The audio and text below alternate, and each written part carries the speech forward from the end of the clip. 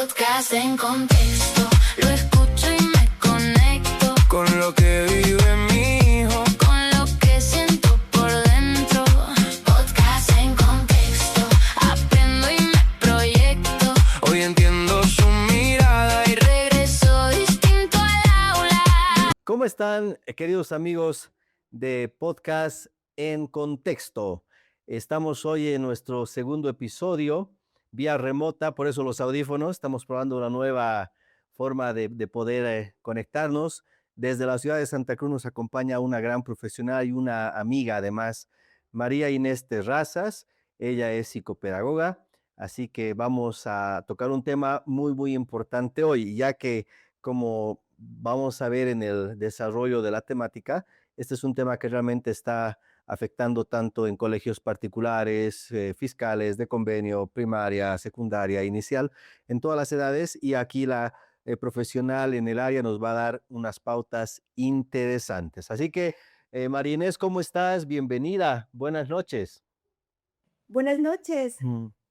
Juan José, muchas gracias también por la invitación y estar aquí presente para poder orientar y comentar también un poquito de la experiencia que tengo en relación en educación. Muchas gracias. María Inés, a ver, para empezar, coméntanos un poco sobre tu trayectoria profesional. Sé que eres psicopedagoga. Es una profesión que no es muy común, ¿no? Porque antes había psicología y aparte pedagogía, pero tú eres psicopedagoga de profesión y además tienes una especialidad. Si nos puedes comentar un poco de esto para que nuestros oyentes te conozcan también. Claro que sí, yo soy psicopedagoga y psicopedagogía efectivamente es una mezcla entre pedagogía y psicología. Entonces es eh, comprender un poco lo que es el, el enseñar, el aprender y todo lo que involucra dentro de los procesos psicológicos, emocionales, pero en relación al aprendizaje. Genial, genial. Y actualmente, María Inés, ¿dónde estás trabajando o cuál es tu ocupación? Sé, por ejemplo, que tienes un centro para atender justamente temas relacionados con el tema educativo. Sí, efectivamente. eh, bueno, nosotras somos muy pocas psicopedagogas en Bolivia, entonces como que también distribuimos nuestro tiempo para poder alcanzar a atender a diferentes poblaciones y espacios. Mira, por un lado, soy miembro del equipo evaluador del distrito número 2 aquí en Santa Cruz, en una escuelita especial. Entonces, llego a evaluar a niñitos que pueden solicitar espacio o diagnósticos integrales, intervención terapéutica, todo lo que tiene que ver con eh, dificultades de aprendizaje, discapacidad y todo lo concerniente a educación. Luego por las tardes yo tengo también mi propio espacio, mi consultorio, donde atiendo también de forma ya particular y privada a niñitos, a jóvenes, a padres de familia también atiendo. Les voy a explicar también por qué atiendo padres de familia. Y también soy docente de la universidad. Entonces, pero miren, no soy docente de psicopedagogía o de pedagogía o de psicología, soy docente de teatro, soy docente de pedagogía teatral. Entonces, es también un área bastante atractiva y enriquece mi práctica profesional. O sea, estás a tope con el tiempo. Con el tiempo sí estoy bastante ocupada y también disfrutando de lo que es Y además de eso, ser también psicopedagoga Marinés, en quien Bolivia. nos apoya, trabaja con nosotros con Grupo Editorial Contexto Educativo como asesora pedagógica. Entonces, cuando tú requieras un taller, ya sea en Santa Cruz o en otro lugar de Bolivia, vamos a apoyarnos con la licenciada María Inés, que ella es una excelente disertante y tiene un manejo de aula espectacular. Así que ya vamos a estar hablando un poco más de ello. Bueno, para entrar ya en materia, María Inés, vamos a entrar a ver en el primer sector un poco de la terminología. Vamos a entrar a ver un poco sobre algunos conceptos que son importantes que ustedes como padres de familia, como maestros, podamos manejar y tener claridad para poder de esta manera poder dirigir y orientar hacia el camino de nuestros hijos. En términos sencillos, querida Marinés, ¿cuál sería la diferencia entre el término de un niño neurodivergente y un neurotípico? Bien, en relación a términos, el neurotípico va a ser los niños que manifiestan conductas dentro de los patrones de desarrollo esperados para la edad de los niños.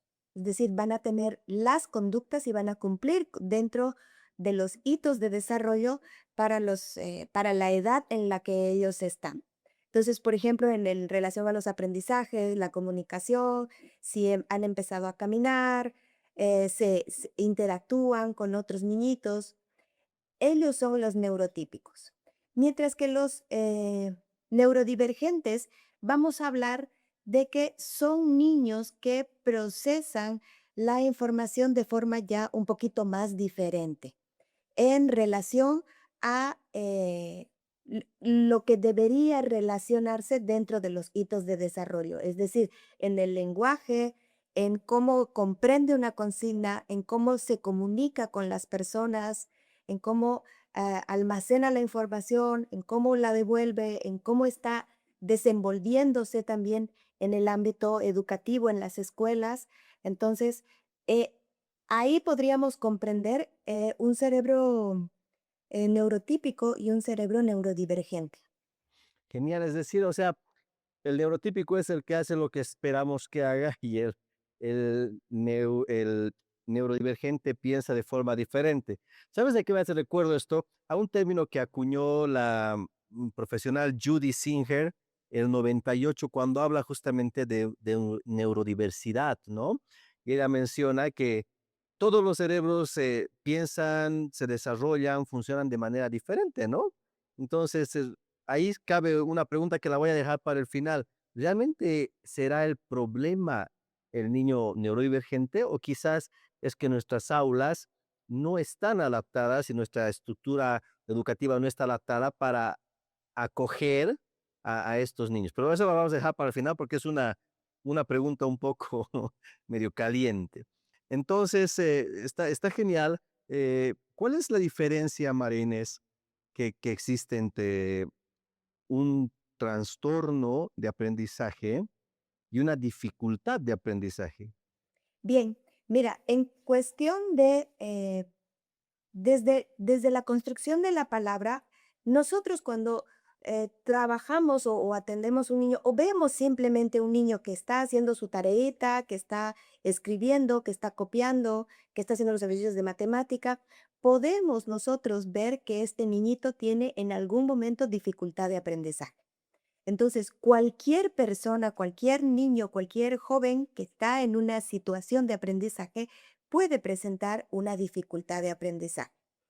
Ello, eh, ¿a qué se refiere o cuál sería la diferencia con el trastorno de aprendizaje? El trastorno de aprendizaje ya involucra y está comprometido el desarrollo neurológico, es decir, en el neurodesarrollo, en la formación del cerebro, ha habido alguna situación que ha generado un trastorno de aprendizaje.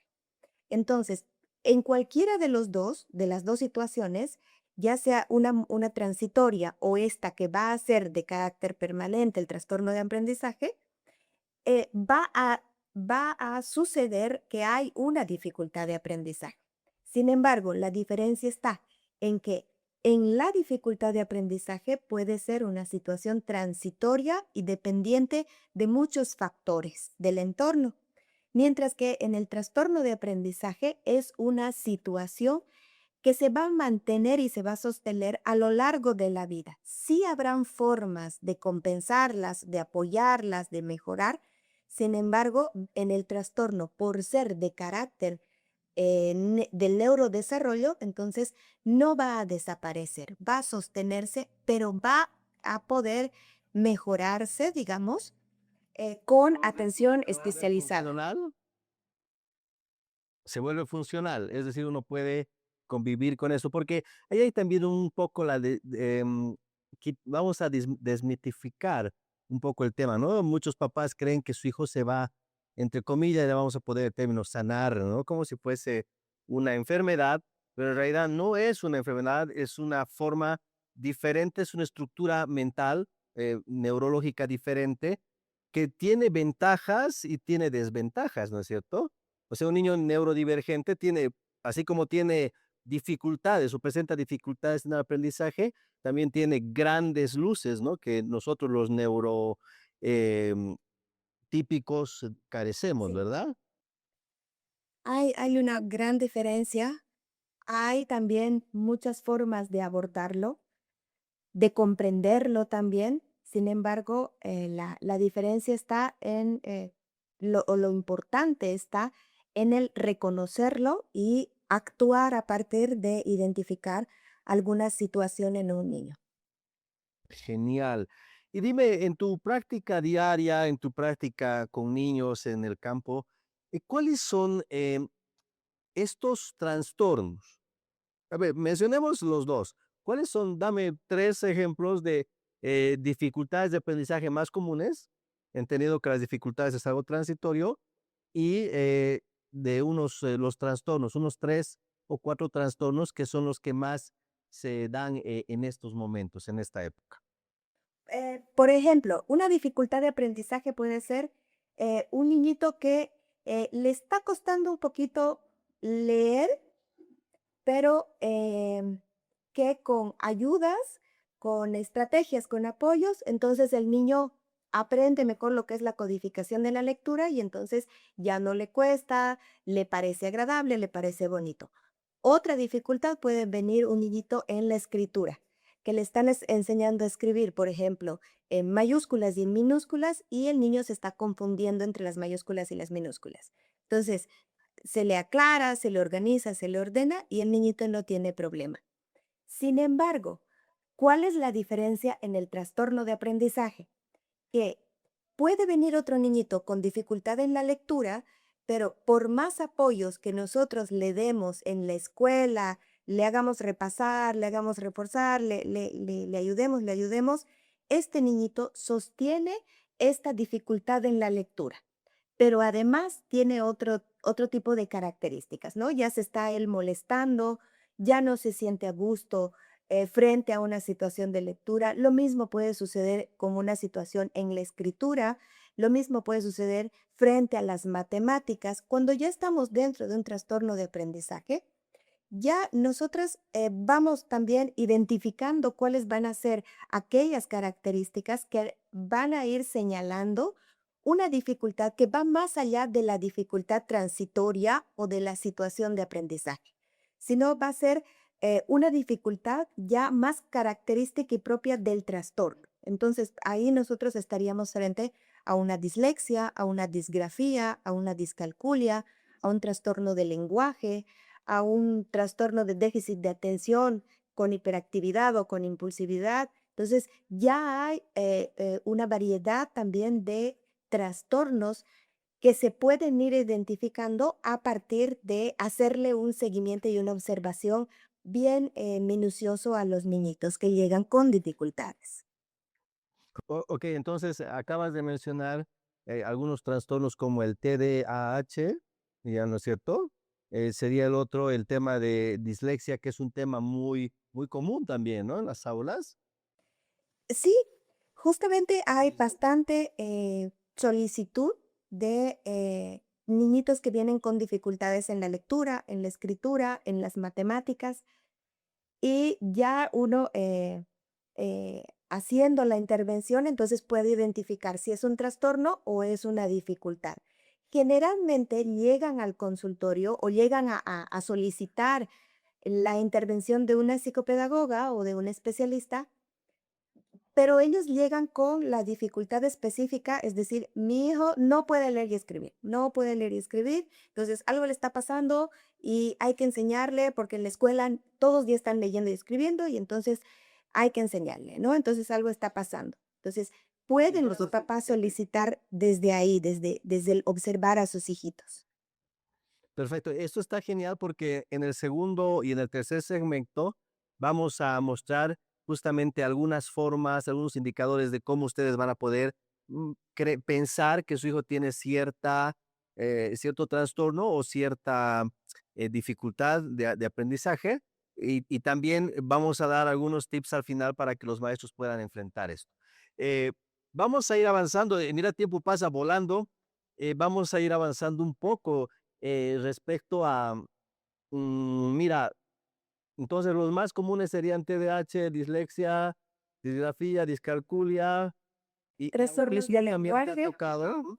trastornos del lenguaje y trastornos del espectro autista, que también está dentro de el ámbito, el área de los trastornos. Y de estas que has mencionado ahorita ya para ir cerrando este segmento, em, ¿cuál sería la más complicada de abordar? La más complicada, eh, tal vez no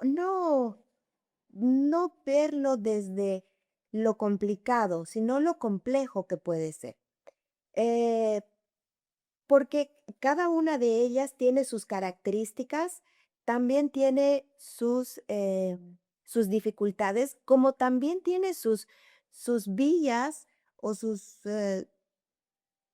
ingresos de donde nosotros podemos trabajar con los niños. Es decir, no todos los niños que vienen con trastornos van a tener dificultades y van a estar cerrados a poder mejorar su situación o su condición, sino que también vienen con muchas fortalezas los niños y entonces es identificarle dónde está su puertita, digamos, abierta para que, o medio abiertita para que una pueda ingresar y pueda ir trabajando con los chicos. Entonces, tal vez difícil, no lo visualizaría yo como difícil. Tal vez complejo, sí complejo, porque cada una, como te digo, es amplia dentro de todo lo que tiene que ver el espectro, ¿no?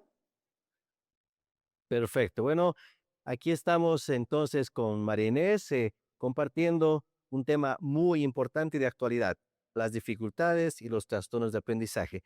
Pero nos debemos a nuestro auspiciador principal, que es Grupo de Teoría Contexto, así que hacemos un pequeño corte de 2 segundos. Amor, un dato, una risa y cambia el humor. Somos tribu. Ya volvemos con el segundo segmento de este hermoso podcast en contexto. Ahora vamos a entrar, María Inés, para justamente el tema de los papás, a uno de los trastornos que yo escucho mucho, ¿sabes? Cuando voy a las aulas, cuando estamos con los profesores, hablando con padres de familia, amigos que son padres, madres que son, o amigas que son madres de familia también, se maneja mucho el tema de que creo que mi hijo tiene TDA y la mayoría TDAH, ¿no? O sea, trastorno de déficit de atención con hiperactividad. Entonces, quisiera que nos enfoquemos en este segmento un poco en este trastorno, si estás de acuerdo. Claro, claro que sí. Adelante. Y además creo que ahora cuando un niño se porta mal, todos los niños que se portan mal están diagnosticados con el TDAH, ¿no? Es bastante común que en un aula estén muchos diagnosticados con TDAH por las conductas que ellos manifiestan. Entonces, pueden ser niños, por ejemplo, muy movidos, muy inquietos, muy contestones o muy distraídos, o no me escucha, dice la maestra. Entonces, eh, a todos ellos les están dando una pseudo etiqueta de que ya son niños con trastornos con déficit de atención o con hiperactividad.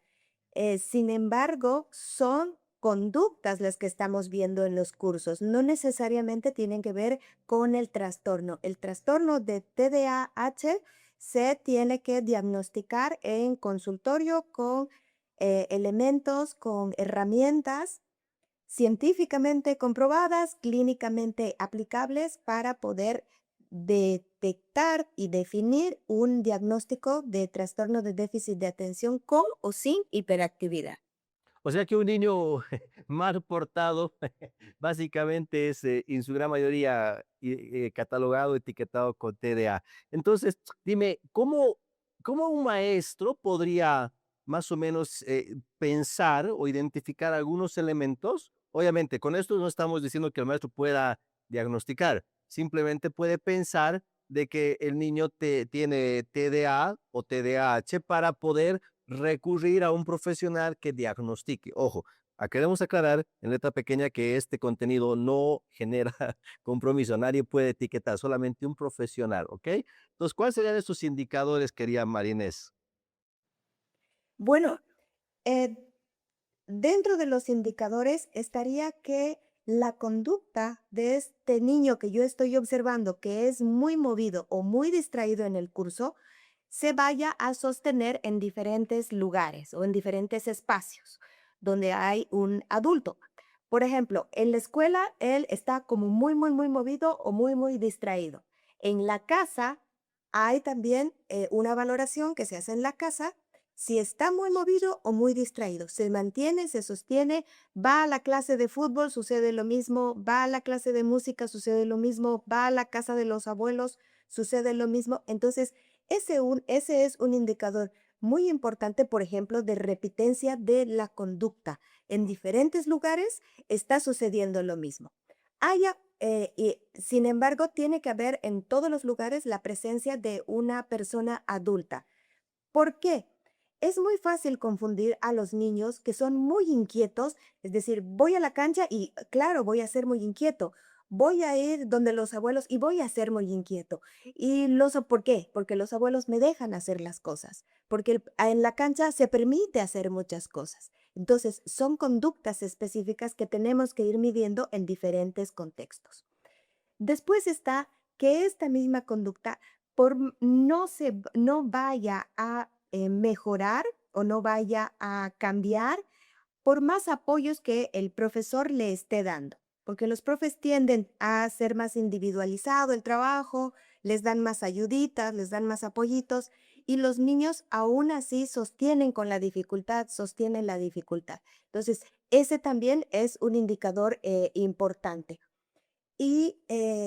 Ya estamos, uno de los otros de los indicadores importantes es que el niño ya no se siente bien frente a esta situación. Es decir, ya estamos observando que manifiesta disgusto al tener que hacer la tarea larga, tener que hacer la copia, tener que hacer el dictado en sí. Ya no se está sintiendo a gusto o feliz o contento o por último hasta indiferente al hacer la tarea. Estamos identificando que él se está sintiendo hasta molesto y se puede negar a hacer las cosas porque le está costando a este niño. Un llamado de alerta nada más para que el maestro pueda o el padre de familia pueda buscar un profesional para diagnosticar. Más o menos así súper rápida esta información. ¿En cuántas sesiones más o menos podrías hacer todo el diagnóstico de un niño? La valoración de un niño se la hace en varias sesiones. Mira, por lo menos van a ser 6 sesiones de atención, el espacio más controlado, que es el consultorio. Se hacen 6 sesiones. Se hace además una conversación, se tiene con el maestro, se tiene también la conversación con los papás y con familiares más cercanos.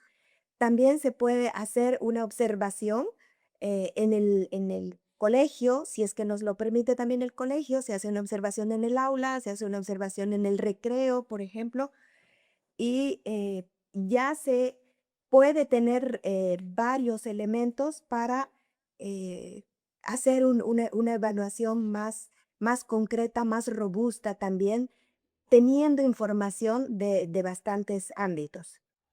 Entiendo entonces, papás, no caigan en esto de el que es virtual en la computadora para saber si tu hijo tiene no sé qué, o los grandes magos que llegan y en una sola sesión te decimos si tu hijo tiene esto o el otro. Es un proceso bastante largo, entonces sí es importante que entregues el futuro de tu hijo en manos de profesionales. Marinés, para ir avanzando, y luego al final vamos a dar también tus redes para que los papás puedan contactarte. ¿No? Entonces, supongo que también los puedes, pregunto esto antes de nada, ¿puedes evaluarlos vía online? Es decir, yo soy un papá de Cochabamba y quiero que lo evalúes a mi hijo desde Santa Cruz, ¿se puede hacer esto o no? Mira, sí se puede, pero no lo recomiendo. ¿Por qué? Porque se evalúa también mucho el vínculo que se genera con los niños. Es decir, no es lo mismo estar en una pantalla y decirte, ay, a ver, papi, pintada de rojito y ahora pintada de verdecito, pero hacerle las rayitas bien rectitas, digamos, ¿no? No es lo mismo que yo se lo diga en frente a la cámara, a que se lo pueda yo decir en vivo y en directo, pasarle los colores, mostrarle, hablarle, además la presencia siempre es más importante o es muy, muy importante la calidez de las relaciones interpersonales. Entonces lo ideal es hacerlo con un profesional en vivo. Pero de todas maneras vamos a dar tus datos al final para todos los que nos están viendo. En breve tenemos todos los datos de la licenciada María Inés. María Inés, vamos a entrar un poco también a ver el tema de la realidad por la que pasan los maestros, ¿no? Porque no es fácil, ¿verdad? No es sencillo, más cuando tenemos aulas con 35, 30, 40 estudiantes, debe ser un poco complicado. Entonces, ¿cuáles tú consideras qué son las dificultades que enfrentan los docentes cuando tienen niños con trastorno de déficit de atención, con o sin hiperactividad? Bien, mira, un niño que no está siendo tratado terapéuticamente puede generar, por ejemplo, en un aula, un espacio general de inatención constante.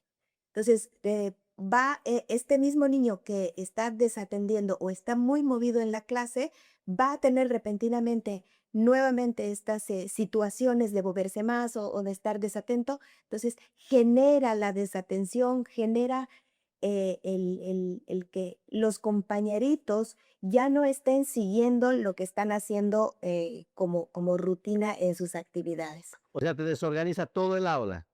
Se desorganiza el aula, es verdad, sí. ¿Puede Bueno. llegar a desorganizarse el aula? Sí, puede llegar a desorganizarse. El maestro también puede llegar a sentirse como muy ansioso frente a la situación que se desorganiza el aula por situaciones de los niños.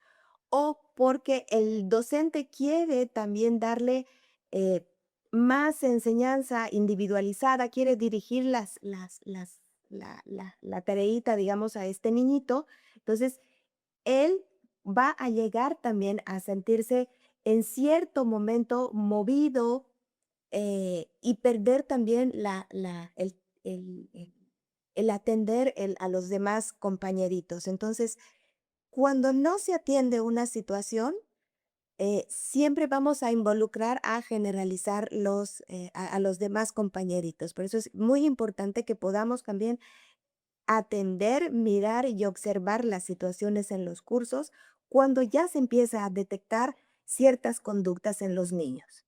Ok, y aquí me escribe una mamá ahorita, me está preguntando, ¿y siempre se trata esto con medicación? Porque a mi hijo lo han querido medicar. Y hay muchas mamás que cuando son muy pequeños los niños tienen el temor de darles medicación. Entonces, la pregunta es si es el trastorno de déficit de atención con o sin hiperactividad se trata siempre necesariamente con medicación o también se puede hacer un tratamiento sin tabletas. Mira, eh, sí hay una corriente médica que promueve y establece de que este tipo de trastornos, por ejemplo, desatención e hiperactividad, tiene que ser atendido con medicamentos y medicinas. Sin embargo, hay otra corriente que dice que enseñarles a los niños o trabajar con los niños con estrategias para que ellos logren autorregularse, logren organizarse, logren controlar esos sus impulsos, tiene que ser en un cuerpo limpio, ¿no? Entonces, sin medicación. Entonces, yo personalmente soy de la línea de no utilizar fármacos. ¿Por qué?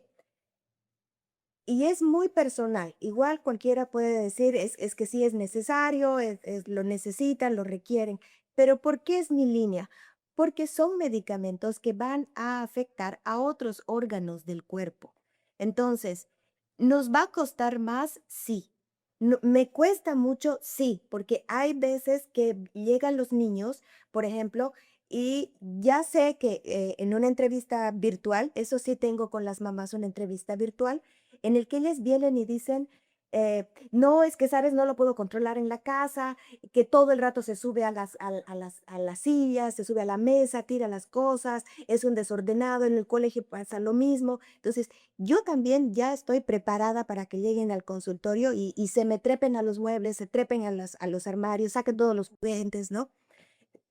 Pero es más complejo para una terapeuta que trabaja con un niño sin medicación. Pero a la Ok. larga, el beneficio, por ejemplo, de Es trabajar en un mayor. cuerpo sano es mucho mayor porque trabajamos además a nivel de conciencia de los mismos niños. Cuando tú ya te Perfecto. estás sintiendo así, entonces respira, tranquilízate, coloca los piecitos en el piso, por ejemplo. Entonces, a la larga va a haber mayor beneficio y esa es la línea mía personal. Genial. Marines, ¿por el sí o por el no? Así como, como en el gobierno de Argentina, ¿te acuerdas cuando estaban las elecciones? ¿Por el sí o por el no? ¿Tú consideras que los maestros están capacitados para manejar este tipo de trastornos de aprendizaje en el aula? Algunos sí, algunos no. La mayoría sí, la mayoría no. La mayoría no. Por el sí o por el no, ¿tú crees que las aulas, la forma, la distribución, los bancos, la cantidad de alumnos, los recursos que con los que se cuenta en el entorno son beneficiosos y están pensados para trabajar con estos niños divergentes? Muy poco. Muy poco. ¿Tú consideras que esta ley o las leyes que hemos tenido realmente han contemplado a los niños neurodivergentes? Lo han contemplado a nivel teórico, porque a nivel práctico no se ha logrado intervenir con los niños en las aulas, o muy poco, o muy escaso realmente.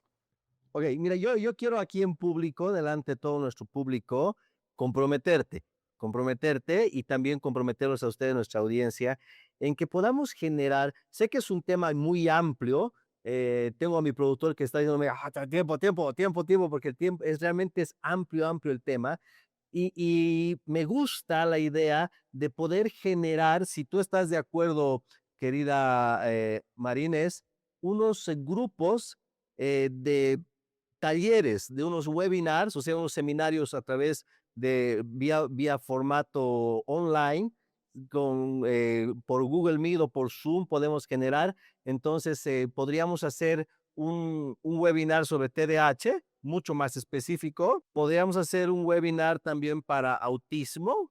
Podríamos hacer un webinar para dislexia.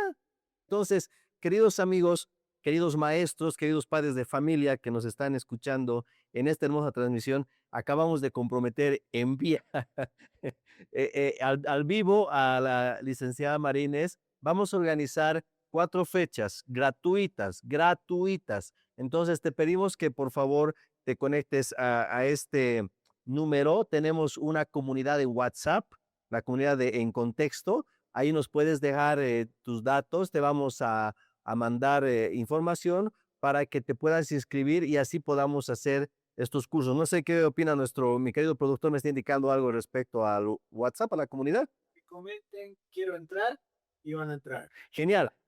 Y te vamos a mandar un link para la comunidad.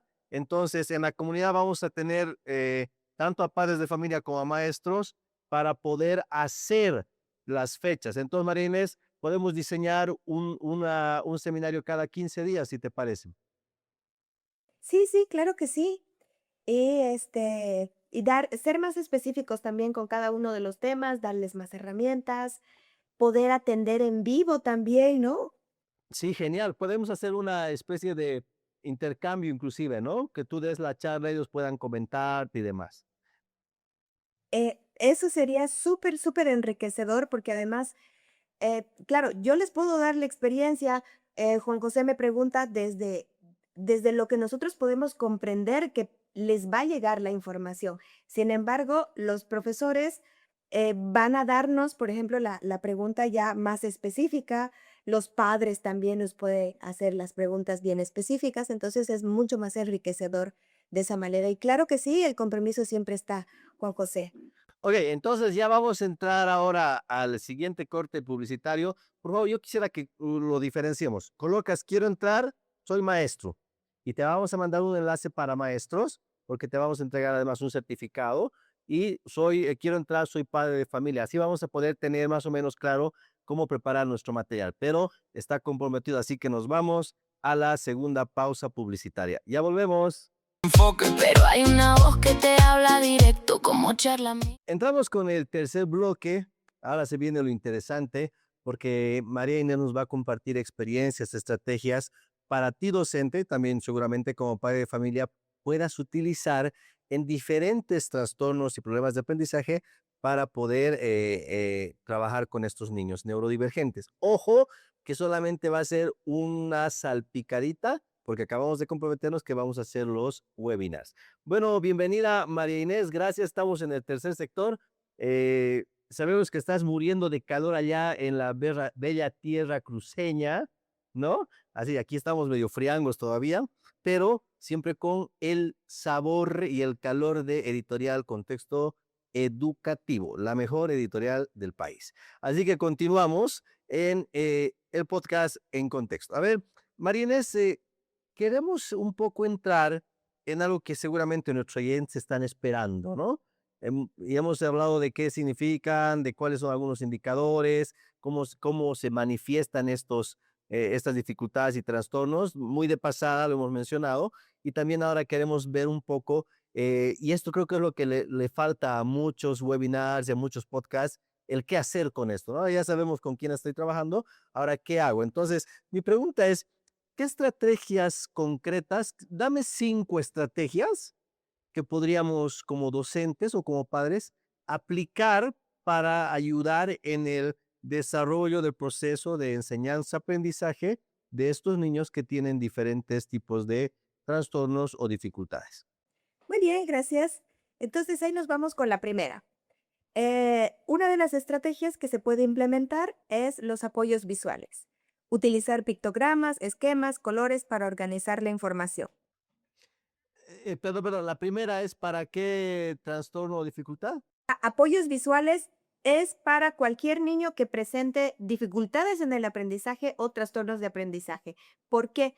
Porque los pictogramas, los esquemas, la organización de la información con colores beneficia a todos los estudiantes. Es decir, estas estrategias se las implementa para niños con trastornos de aprendizaje, cualquier trastorno, ya sea disgrafía, discalculia, matemáticas, lenguaje, comunicación, conducta, etcétera. Pero también beneficia al resto de los compañeritos. Entonces, como primera estrategia están los apoyos visuales. Decíamos los pictogramas, esquemas para colorear y organizar la información. Segundo, podemos tener la actividad de fragmentar las tareas. En vez de darles toda la tarea completa, darles por pasitos las tareas. Entonces, aclararles 1, 2, 3 y los niños van a ir realizando. Otra de las estrategias son, por ejemplo, las instrucciones claras con consignas cortas y concretas. Tercera, ¿no? La tercera. Esta es la tercera, que además los docentes al dar la consigna clara, concreta, bien cortita, específica, tienen que verificar que el niño ha comprendido, acercarse al niño y poder verificar que ha comprendido. Perfecto. Otra de La las cuarta. o la cuarta estrategia es el refuerzo positivo. Muy importante el refuerzo positivo que al pequeño logro, al avance que vaya teniendo este niñito, entonces el maestro se acerque, corrobore, verifique, muy bien, sigue adelante. Entonces el refuerzo positivo emocionalmente les aporta muchísimo a los Increíble. niñitos. Otra, por ejemplo, sería el trabajo cooperativo. La Es quinta. decir, la quinta.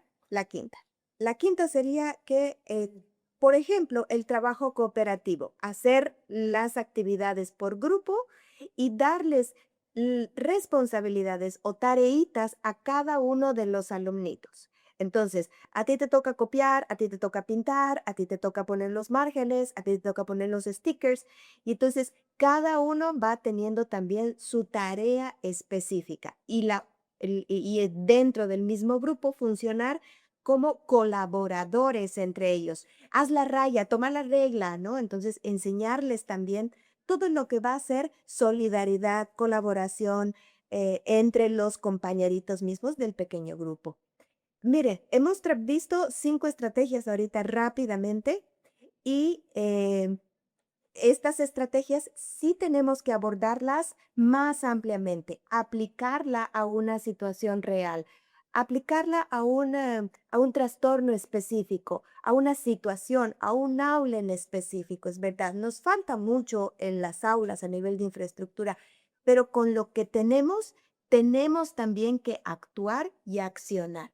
Entonces, estas estrategias, por ejemplo, las vamos a ir también desarrollando trabajándolas a fondo, haciéndolas prácticas e interactuando con las personas en los seminarios, en los webinars que los ha organizado rápidamente Juan José. Genial, mira, cuando mencionabas las 5 estrategias un poco globales para poder mejorar el trabajo de estos niños con una forma diferente de percibir las cosas, eh, ¿sabes qué se me venía a la cabeza? Nuestros textos, los de contexto educativo. Cuando mencionabas el tema de los colores, las imágenes, los esquemas, están. Contexto trabaja con imágenes a full color, con historietas que van página por página, también los recortables. Cuando mencionabas el tema de fragmentar las tareas, por ejemplo, se venía a mi cabeza una metodología que tenemos en los libros de contexto educativo,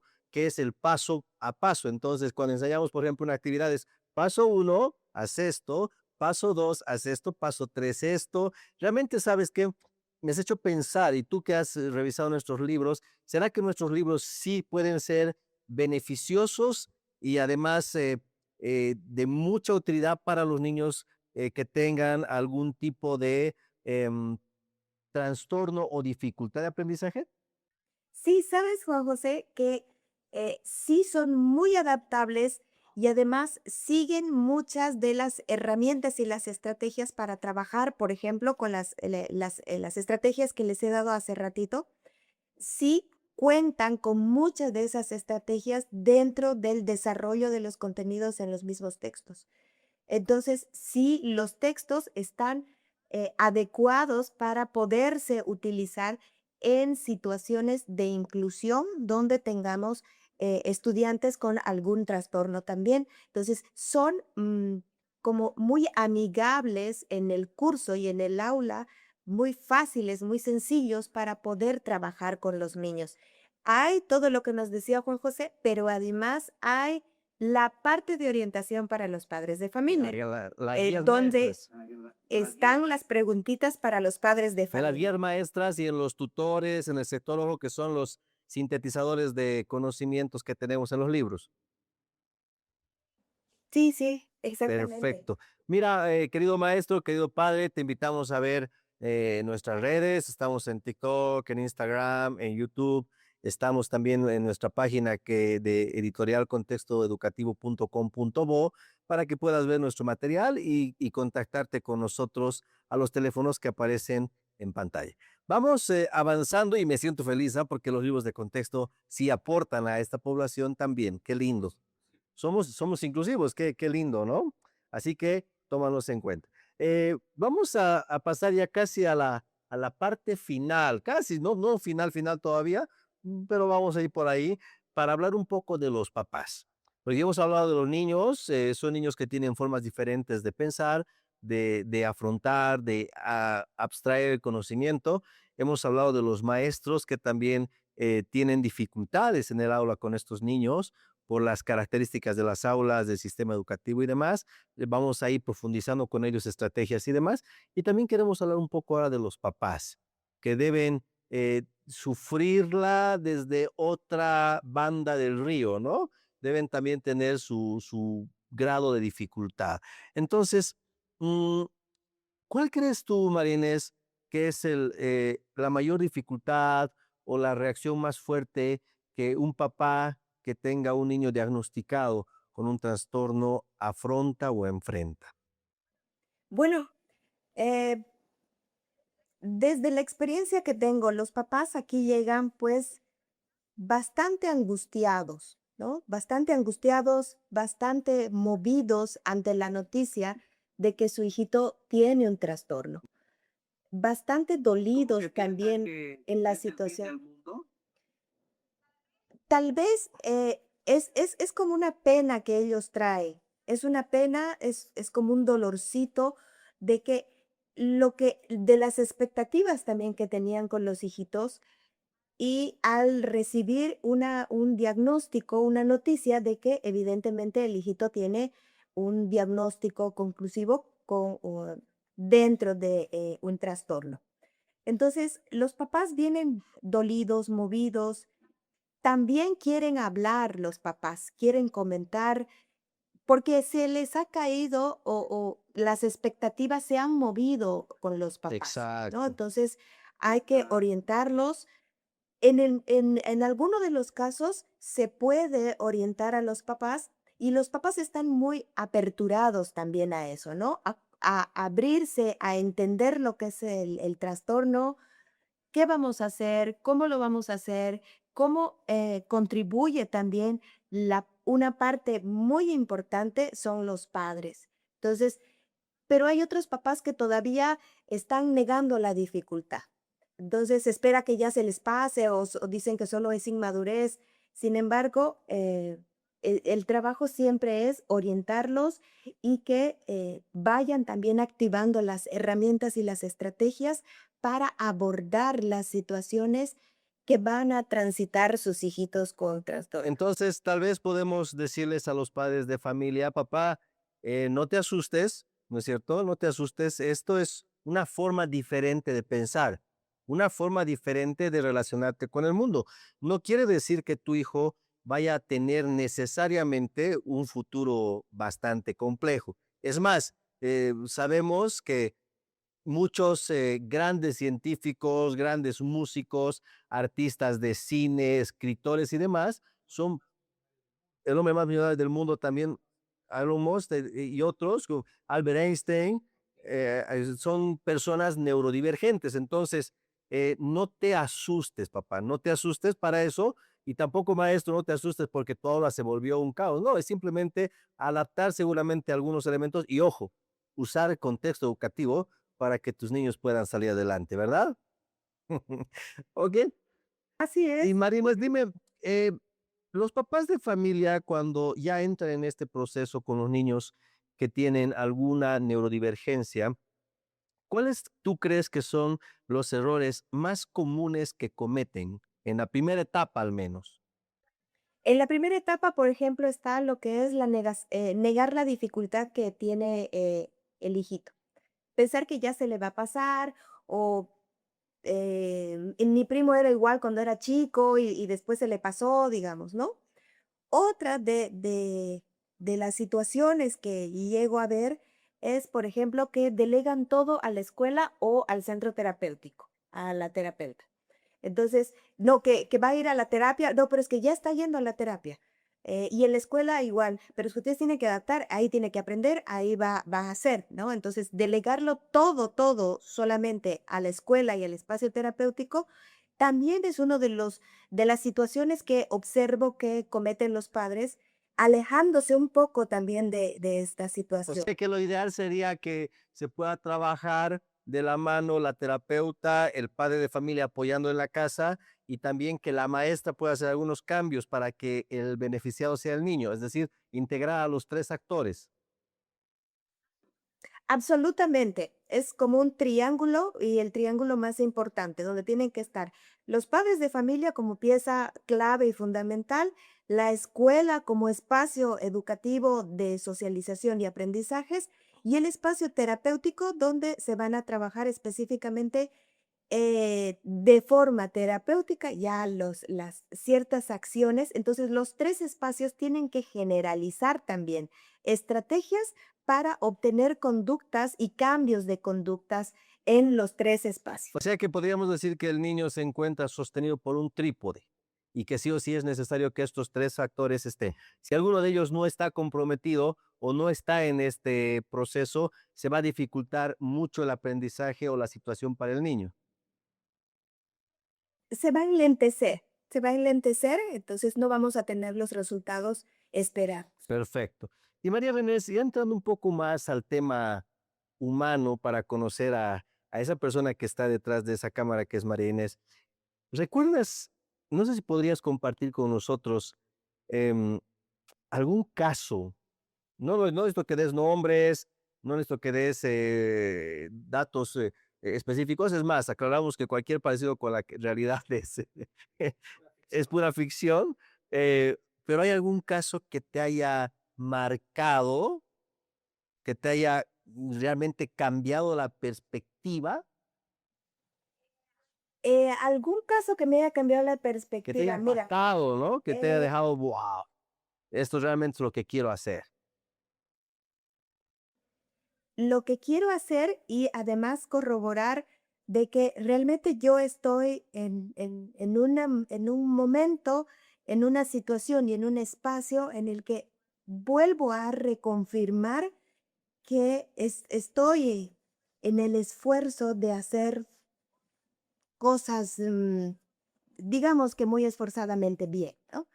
Entonces, por ejemplo, yo soy muy convencida y dentro de toda mi experiencia siempre he visto que los niñitos con los que trabajo, la dificultad que tenga, todo ser humano logra aprender. No necesariamente van a ser contenidos académicos, pero logran aprender. Entonces, el ser humano es impresionantemente eh, tan abierta la mente La humana, plasticidad el cerebral es cuerpo humano espectacular, que ¿no? llega a aprender. Sí, entonces, por ejemplo, te comento un caso que yo lo cuento en mis historias como los loritos. Entonces, llega un niñito con un nivel de autismo 3, un espectro autista de grado 3. Entonces, es un niño que no habla, que no se comunica, con muchas dificultades, con muchas barreras comunicacionales. Entonces, yo generalmente como psicopedagoga evalúo lo que es el área cognitiva.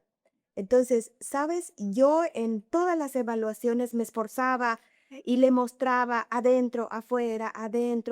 Y hay una actividad que tengo que es con loritos, unas fichitas. Entonces, los loritos los vamos a poner dentro de la jaulita, el lorito afuera de la jaulita, ahora el lorito que vuele. Y yo trataba de que el niño comprenda, y ahora el lorito, si está afuera de la jaula, ¿qué va a hacer el lorito? Y él no, mira, le miraba yo hasta la pestaña, pero el niñito no me daba respuesta. Entonces yo decía, tengo que buscar otra estrategia o me traigo el muñequito del lorito o qué hago. Realmente esa sesión estuve así como muy retada también. Ahora, ¿cómo lo hago? Porque yo soy convencida de que todo el mundo tiene la posibilidad de aprender. Entonces salíamos con la mamá y la mamá había estado parte de la sesión conmigo y entonces salimos los dos, el niño se agarró de la mamá y íbamos los tres así como en filita. Y entonces al salir de mi consultorio yo tengo un jardín y tengo un arbolito y tengo muchas plantitas colgando, tengo mariquitas pintadas en el piso, abejitas, todo. Y justo tengo una jaulita debajo del arbolito donde hay 3 loritos pintados dentro de la jaulita. Entonces, yo abrí la puerta y el niño la agarró fuerte a la mamá y la jaló. Y la miró a la mamá y miró la jaula de los loritos. Pero fue tan evidente que el niño haya hecho el acto comunicativo, el hecho comunicativo de mirar los loritos después de que yo había estado 20 minutos que el lorito quede aquí, que el lorito allá, que el lorito, el lorito, el lorito. Entonces, cuando miró el lorito y la mira a la mamá y vuelve a mirar el lorito, entonces yo dije, este niño entendió, Qué lindo. este niño entendió. ¿Sabes qué? Me cansé los 20 minutos y ese solo acto a mí me dijo, este niño entendió.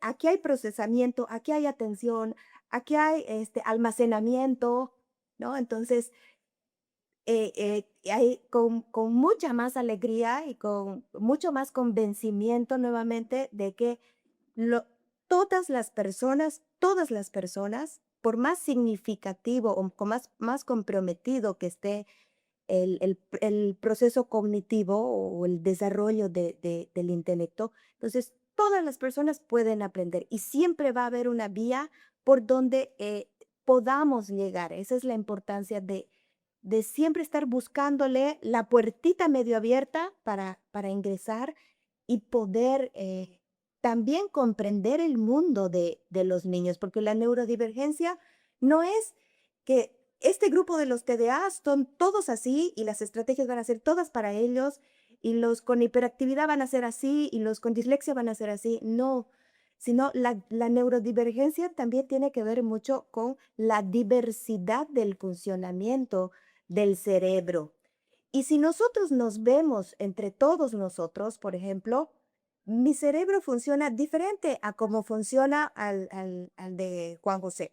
Funciona totalmente diferente al de Mauricio. Mauricio, que es el que nos colabora con los videos y me está haciendo seña para que ya terminemos, funciona diferente. Entonces, al final, todos llegamos a ser Qué lindo, neurodivergentes. esa reflexión que has hecho me encanta, ¿sabes? Porque realmente los maestros también deberíamos trabajar en ser más neurodivergentes, ¿no? Y entender diferentes formas de pensar. Yo creo entonces que un niño neurodivergente, más allá de ser un problema para el maestro, se podría convertir en una oportunidad para aprender a enseñar diferente, ¿no? Entonces, tal vez hay una frase que yo recuerdo y me encanta, era, si los niños no aprenden como estamos enseñando, tal vez hay que cambiar la forma en la que estamos enseñando. La forma en la No, que y me estamos has hecho recuerdo a un caso que yo tenía cuando yo también estaba en la aula, y era un niño al que la madre me dice que no trabajaba, no podía resolver problemas matemáticos, es decir, que le habían dicho que no servía para la matemática, básicamente. Te hablo de hace, no sé, 2000 y pico, hace muchos años, veintitantos años atrás, donde de estos temas no se hablaba mucho, ¿no? Y a este niño le digo, a ver, vamos a hacer la prueba. Y le digo, a ver, aquí tenemos 3 dulces, ¿no? Estábamos trabajando lo que es la resta. 3 dulces. Y tú puedes comer, de este grupo de 3, puedes comer 5 dulces. Y él dice, no. Y yo digo, yeah, sí piensa. ¿Por qué? Le pregunto. Y me dice, porque si me como los 5, mi mamá me pega. ¿No? Entonces, sí estaba razonando, ¿te ubicas? Sí razonaba, no de la forma en la que nosotros queríamos, y luego me entero que había habido un cumpleaños semanas antes y que se había comido los dulces, todos los dulces de la bolsa, y su mamá lo había pegado, ¿no? Entonces, pero el niño sí estaba razonando. Entonces, creo que esta es una reflexión para nosotros como padres y como maestros, de que debemos ampliar nuestra forma de enseñar y también ampliar lo que la expectativa que tenemos sobre nuestros hijos, ¿no? Entonces, vamos a enfocarnos en más adelante o en este mes y el siguiente mes, en estos cursos a los que te invitamos a asistir. Si estás escuchando recién en este momento, deja tu mensaje de quiero entrar o quiero inscribirme en el curso para que te mandemos el link para que puedas ingresar. Soy padre o soy profesor y nos mandas esto y vamos a ir trabajando en las temáticas. También puedes dejar tus comentarios con algunas preguntas sobre algún tema específico que quieras que profundicemos y vamos a responder. Marina, ya para cerrar, tenemos, hay un tema que antes de entrar a esta parte final, hay un tema que sí me interesa mucho desarrollarlo brevemente, el tema de inclusión e integración. Se habla mucho de esto actualmente, de que hay que incluir a los niños, ¿no? Entonces, tú ves en las aulas niños con TDAH, con autismo, no sé qué, pero ¿nos puedes explicar un poco esta diferencia entre los dos términos, incluir y se me fue el otro término, mira, entre la inclusión y la integración. incluir e integrar, por favor. Incluir e integrar, por favor. Muy bien, gracias. Entonces, a nivel teórico, la integración tiene que ver con que va a ingresar un niñito con alguna condición o con una situación de neurodivergencia y va a ingresar a un aula y este niñito va a aprender. Es decir, Él va a venir con su cuadernito, él va a venir con su librito y lo que se está favoreciendo ahí es que este niño neurodivergente ingrese a un aula regular. Esa es la integración. Esa es la integración. Esa es la integración. Teóricamente. Luego está la inclusión, donde vamos a incluir a este niño neurodivergente en un aula de aprendizajes regulares, con contenidos regulares, con procesos de aprendizaje regulares, etcétera, etcétera. Pero este niñito que se va a incluir va a participar de todos los procesos de aprendizaje, pudiendo nosotros adecuar las estrategias, los materiales, las formas de acceder al aprendizaje de acuerdo a la condición del niñito que vaya a incluirse. Es decir, este niñito va a pasar el mismo contenido, va a aprender ese contenido, pero este contenido lo vamos a adaptar de acuerdo a las características de aprendizaje que pueda tener este niñito. O sea que en nuestras aulas no hay una integración, una inclusión, perdón, no hay una inclusión, sino hay mucha integración, pero aún no se ha profundizado en la inclusión, ¿verdad? Ok, Sí, en la experiencia que tenemos en este momento se está desarrollando prácticas de integración, ok. porque las de inclusión interviene que cambie el sistema, que el sistema se adapte para que estos niñitos con neurodivergencia puedan aprender de la mejor manera. Perfecto. Ahora, ya para cerrar, es que mira, realmente muy muy amplio el tema. Tenemos tantas cosas ahí. Les vamos a mostrar ahorita lo que nos está mostrando nuestro productor. Ahí está. Nos está dando ya la hora. Es muy amplio, pero vamos a desarrollar todo esto. Vamos a desarrollarlo en los webinars. Sin embargo, ya para irnos, Marinés, como es típico de nuestro programa, eh, quiero que nos des un consejo para los padres de familia que tienen niños con alguna neurodivergencia, un consejo para los maestros y un consejo para las autoridades de educación. O sea, Para las autoridades, el el último. último, el que sea fuerte, ¿no? Para qué hay que considerar, qué se puede mejorar, qué se puede hacer para trabajar o para mejorar la vida de estos estudiantes. No, Muy bien, para los papás entonces. Para los padres, visualicen a mediano plazo, a largo plazo, qué espero yo también para mi hijito, ¿no? Entonces, mis acciones del día a día van a ir encaminadas a ir logrando luego estos objetivos o estas situaciones que yo me voy planteando a mediano o largo plazo. Sin embargo, los papás, no olvidarse de disfrutar día a día con sus hijitos, de vivir día a día, aprender ese día, disfrutar ese día, convivir ese día, aplicar las estrategias día a día. Para los profesores siempre motivarlos. Mire, sabemos que en el aula nos faltan muchas cosas, en las escuelas nos faltan muchas cosas. Sin embargo, es lo que tenemos. Es lo que tenemos, es con lo que contamos. Las reglas están dadas, es decir, tenemos que nosotros trabajar sobre atender niñitos neurodiversos. Entonces lo tenemos que hacer de la mejor manera posible. Tenemos que estar siempre visualizando nuevas estrategias, darnos ese tiempito, observar detenidamente, adaptar materiales y nunca perder la empatía en nuestras aulas. Es decir, siempre mirar y con qué ojos voy a mirar a este alumnito aquí en mi curso, ¿verdad? Es decir, ¿va a estar nomás este niñito o va a estar y va a aprender algo que yo le voy a enseñar? Y para las autoridades, como último nivel de poblacional, miren autoridades.